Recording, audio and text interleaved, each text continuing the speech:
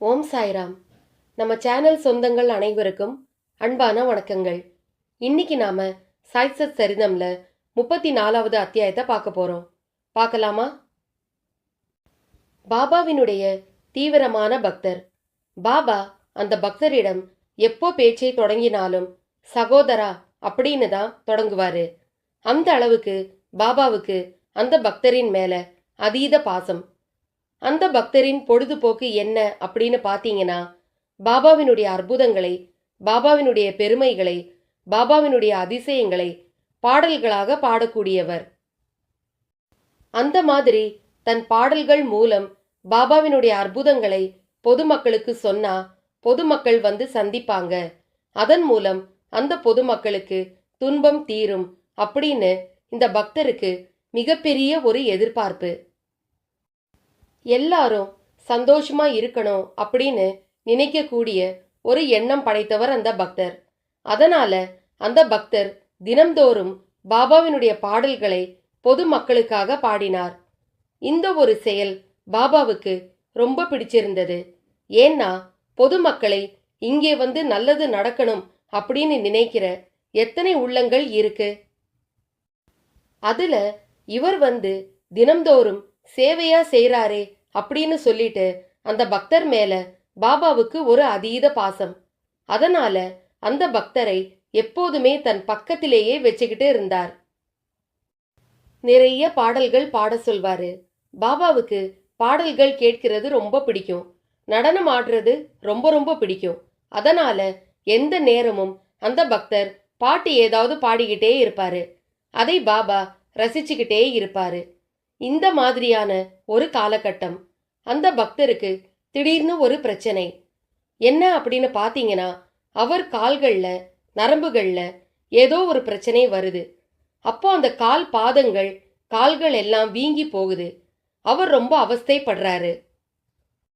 என்ன பிரச்சனை அப்படின்னு பார்த்தீங்கன்னா, நரம்புகள்ல ஏதோ ஒரு கோளாறு அவருக்கு. அதனால நரம்புகள் எல்லாம் புடைச்சிக்கிட்டு வீங்கிக்கிட்டு அவரால நடக்க கூட முடியாத அளவுக்கு துன்பம். ஆனாலும் அவரால முடிஞ்ச அளவுக்கு தினமும் பாடல்களை தொடர்ந்து பாடிக்கிட்டு தான் இருக்காரு. அப்புறம் கொஞ்ச நாள்ல ஒரு வாரம் 10 நாள் பாடல் பாட முடியல. அந்த வலி தாங்கிக்க முடியல. வீட்லேயே ஓய்வுல இருக்காரு. பாபா தினந்தோறும் நினைக்கிறாரு, ஏன் இவர் எந்த பாடலையும் பாடல? எனக்கு பாடல்னா பிடிக்குமே, இவர் ஏன் என்னை வந்து சந்திக்கல அப்படின்னு பாபா பக்தருக்காக யோசிக்க ஆரம்பிச்சிட்டாரு. பாபாவுக்கு தெரியும், ஆனா அந்த பக்தர் ஏன் நம்மளை நாடி வரல அப்படின்றது பாபாவுக்கு ஒரு கேள்விக்குறியாக இருந்தது. சரி அப்படின்னு சொல்லிட்டு ஒரு நாள் என்ன பண்றாரு, பாபா தன்னுடைய உதவியாளரை கூப்பிட்டு அந்த பக்தரின் வீட்டிற்கு அனுப்பி பக்தரை தன்னிடம் அழைச்சிட்டு வர சொல்றாரு.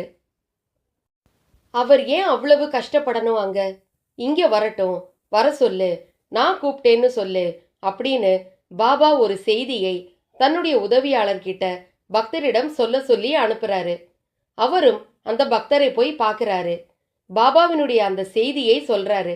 உங்களை பாபா மசூதிக்கு வர சொல்றாரு.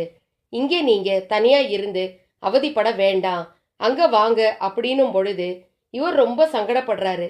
என்னால என்ன ஆக போகுது?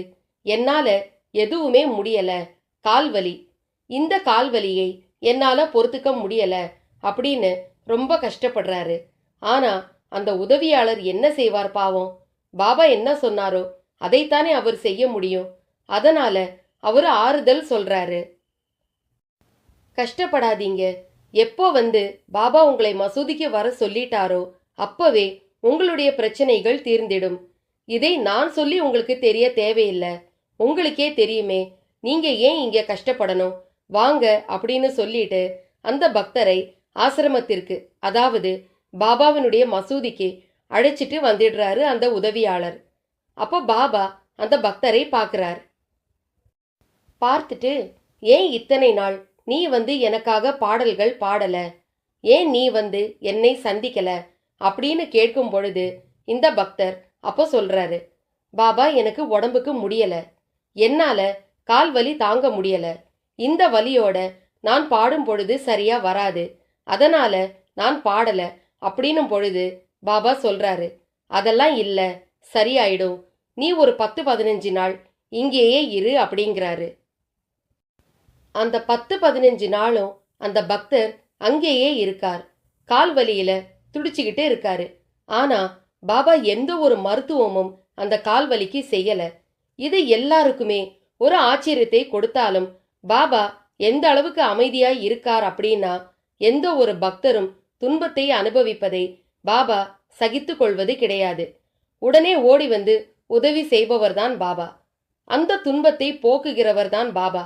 ஆனா பாபாவே இவ்வளவு அமைதியாய் இருக்காரே அப்படின்றது எல்லாருக்குமே ஒரு யோசனையாக இருந்தாலும் அதை பெருசா எடுத்துக்கல.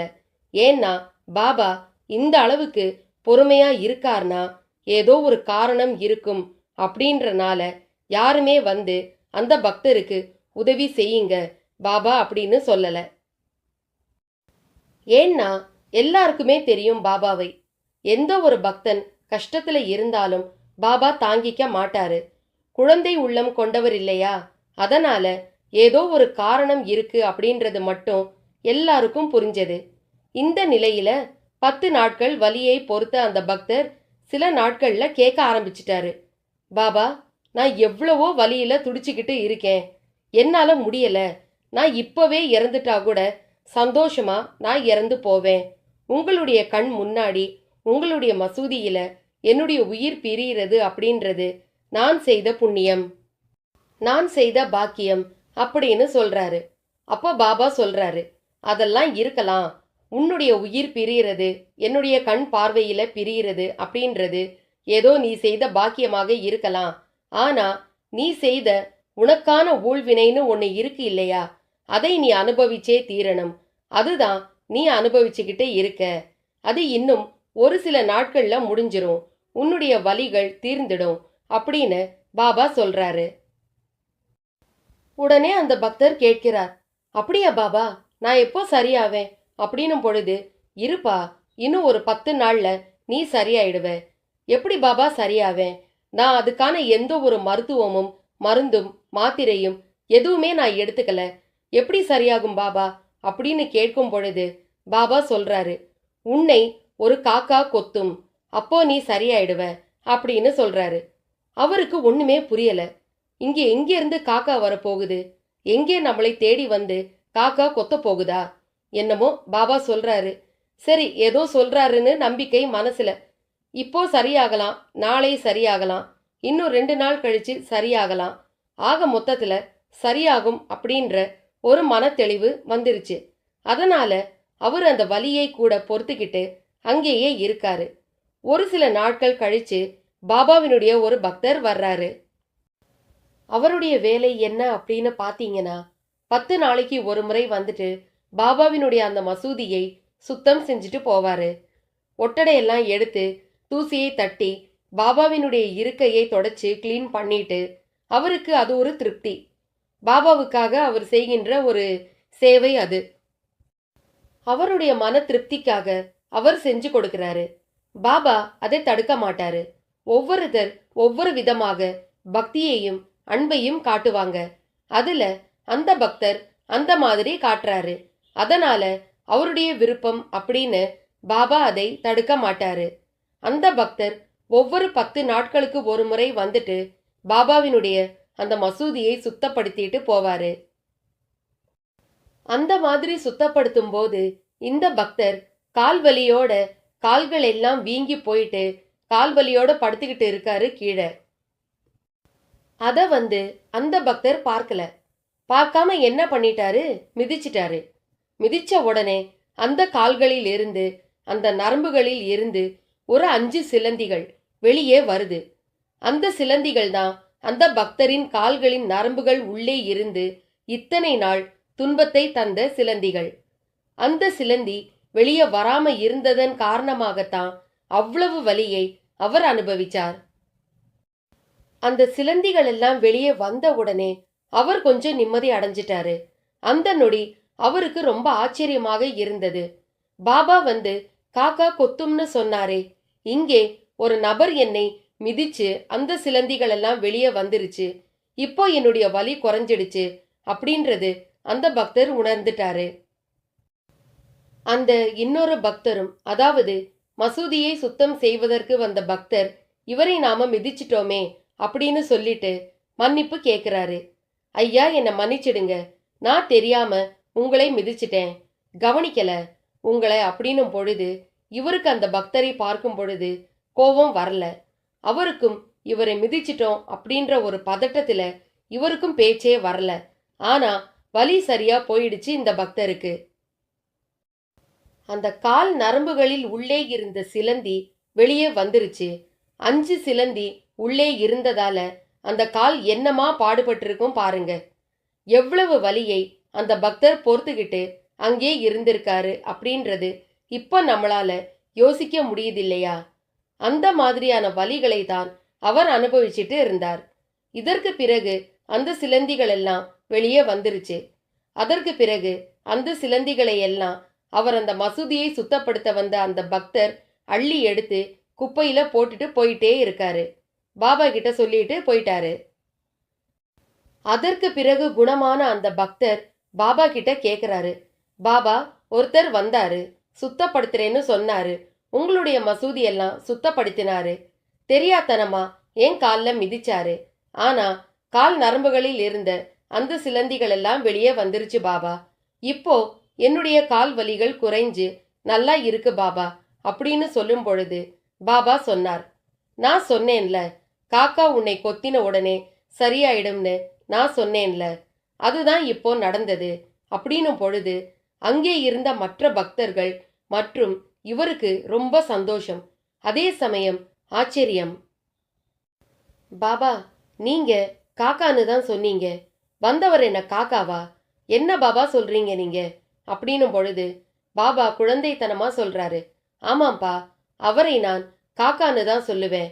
அவருக்கு ஏதோ ஒரு பெயர், ஆனா அந்த பெயரை சொல்லாமல் காக்கா அப்படின்றது பாபா ஒரு செல்லமாக அழைக்கும் பெயராக இருந்தது.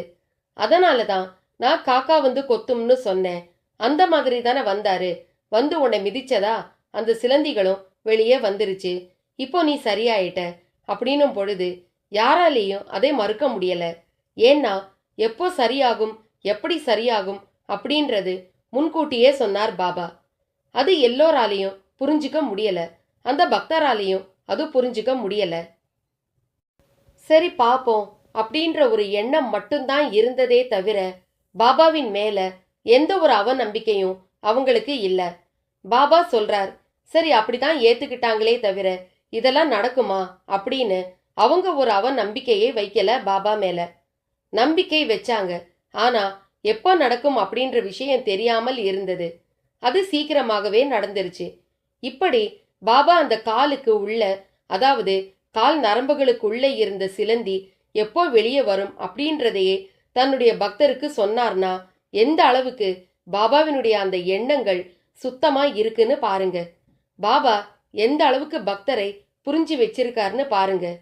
எது எப்போ நடக்கும் அப்படின்றத தெள்ள தெளிவாக சொல்லக்கூடிய ஒரே சித்த புருஷர் யார் அப்படின்னு பாத்தீங்கன்னா அது பாபா தான். நாம கூட நமக்கு ஏதோ ஒரு வகையில துன்பம் அப்படின்னு சொன்னா பாபாவை நம்பினாலே போதும், பாபா சரி பண்ணி கொடுப்பாரு. அவர் நினைச்சாரா? அவர் என்ன சொன்னார்? பாபா வந்து உங்களை கூட்டிட்டு வர சொன்னார் அப்படின்னு தான் சொன்னாரு. இவர் அந்த எந்த ஒரு எதிர்பார்ப்புமே வச்சுக்கல. இந்த பக்தர் பாபாவை முழுமையாக நம்பினார். பாபா சொல்லிட்டார், ஓகே, நான் இங்கே இருக்கேன் அப்படின்னு தான் இருந்தாரே தவிர அவர் பாபாவின் மேல எந்த ஒரு அவநம்பிக்கையோ பாபாவை நம்பாமலோ கிடையாது. பாபா சொல்லிட்டார், கண்டிப்பா நடக்கும். அந்த ஒரு வார்த்தைக்கு மதிப்பு கொடுத்து அந்த 10-15 நாட்கள் அங்கேயே இருந்தார். கடைசியாக ஒரு சில நாட்கள்ல பாபா அந்த நரம்புகளுக்கு உள்ளே இருந்த சிலந்திகளை வெளியே வர்றதுக்கு மிகப்பெரிய ஒரு நாளையும் கரெக்டா சொல்லியிருந்தார். அந்த நாள்ல கரெக்டா பாபா காக்கான்னு செல்லமாக அழைக்கக்கூடிய அந்த நபர் வந்து மிதிச்ச நேரம் அந்த சிலந்திகள் எல்லாம் வெளியே வந்துருச்சு. அந்த பக்தருக்கு கால்வலியும் சரியா போச்சு. இதுதான் பாபா. நமக்கு கூட ஏதாவது ஒரு பிரச்சனை அப்படின்னா பாபாவை மனதார நினைத்து பாபாவினுடைய அந்த உதியை மனப்பூர்வமாக ஒரு துளி வாயில போட்டோம் அப்படின்னாலே அதை விட மிகப்பெரிய மருந்து வேற எதுவுமே இருக்காதுங்க. அந்த உதி அப்படின்றது நம்ம மனசையும் உடலையும் நம்மளுடைய வியாதிகளையும் தூய்மைப்படுத்தக்கூடிய சுத்தப்படுத்தக்கூடிய மிகப்பெரிய ஒரு விஷயம், மிகப்பெரிய பொக்கிஷம் அந்த உதி. இந்த உதி தான் பாபா. இப்படி நிறைய விஷயங்கள், நிறைய பேரின் பிரச்சனைகளை பாபா ஒரு துளி உதியினாலேயே சரி பண்ணி கொடுத்திருக்காரு. அத்தனைக்கும் நாம பாபாவை மனப்பூர்வமா நம்பணும். அப்போதான் அது நமக்கு நடக்கும். நாமளும் புரிஞ்சுக்குவோம். இதுதான் சாய்சத் சரிதம் 34வது அத்தியாயம்ல சொல்லப்பட்டிருக்கு. பாபா எப்படி அந்த பக்தரின் கால் நரம்புகளில் உள்ளே இருந்த அந்த சிலந்தியை வெளியே எடுத்து அவரை நலமாக்கினார். அதற்கு முன்னாடி அவர் நலம் அடையல அப்படின்னா அவர் கர்ம வினையை அனுபவிக்க வேண்டிய ஒரு நிர்பந்தம் இருந்தது. அதனால பாபா அதுல தலையிடல. அதே போலத்தான் நாம கூட நம்மளுடைய வலிகள் குறையல அப்படின்னா நம்மளுடைய கர்ம வினைகள் அது முடியும் பொழுது கண்டிப்பாக பாபா நம்மை அவர் பக்கத்துல வச்சு பார்த்துப்பாரு. நமக்கு எல்லா நலன்களையும் பாபா அள்ளி தருவார். இதுதான் சாய்சத் சரிதம் 34வது அத்தியாயம். இன்னைக்கு சாய்சத் சரிதம் 34வது அத்தியாயம் உங்க எல்லாருக்கும் பிடிச்சிருக்குன்னு நான் நம்புறேன். ஜெய் சாய்ராம்.